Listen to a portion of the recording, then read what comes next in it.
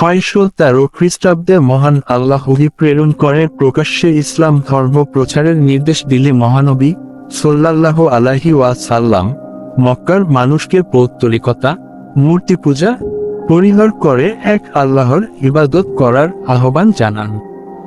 মহানবী সাল্লাল্লাহু আলাইহি ওয়াসাল্লাম প্রকাশ্যে তাওহীদের বাণী প্রচার করতে শুরু করলে মক্কার কুরাইশ সহ মূর্তি পূজায় লিপ্ত সব গোত্র মুহাম্মদ সাল্লাল্লাহু আলাইহি ওয়াসাল্লাম এর উপর ক্ষিপ্ত হয়ে ওঠে।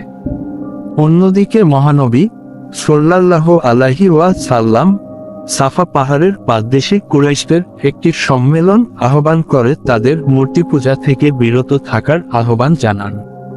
কিন্তু কুরাইশরা তার কথা তো শুনলি না, বরং তার ওপর অত্যাচার শুরু করল।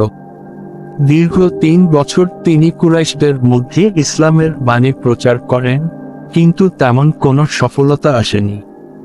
মক্কার কুরাইশদের ইসলাম গ্রহণ না করার ক্ষেত্রে কয়েকটি বিষয় কাজ করেছিল। 1. পৌত্তলিকতা তাদের মধ্যে গভীরভাবে শিকড় গেড়ে বসেছিল। 2.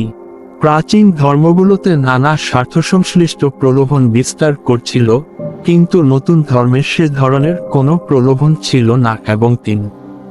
প্রাচীন ধর্মীয় উপাসনায় কুরাইশদের কায়েমী স্বার্থ ছিল এবং তার রক্ষণাবেক্ষণের সাথে তাদের মানসম্মান ও প্রভাব প্রতিপত্তি জড়িত ছিল। এসব কারণে মক্কার কুরাইশরা ইসলামের সুমহান বাণী গ্রহণ না করে, বরং ইসলাম বিরোধী শক্তি হিসেবে আবির্ভূত হল।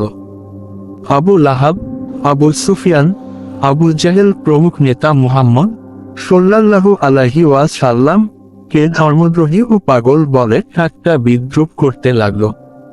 এতে কোনো সফলতা না পেয়ে তারা মুহাম্মদ সাল্লাল্লাহু আলাইহি ওয়াসাল্লাম কে সুন্দরী নারী, অটেল ধন সম্পদ ও নেতৃত্ব প্রদানের শর্তে ইসলাম প্রচার করা থেকে বিরত রাখার চেষ্টা করে। কিন্তু এতেও ব্যর্থ হওয়ায় তারা মহানবী সাল্লাল্লাহু আলাইহি ওয়াসাল্লাম ও তার অনুসারীদের অপর অমানবিক নির্যাতন শুরু করে। আবু লাহাবের স্ত্রী উম্মে জামিল ও আবু সুফিয়ানের স্ত্রী হিন্দ তার পবিত্র মাথায় ময়লা আবর্জনা নিক্ষেপ ও চলার পথে কাটা দিত। নবদীক্ষিত অনেক মুসলমানকে অন্ধ করা হয়েছিল, এমনকি পুড়িয়েও মারা হয়েছিল।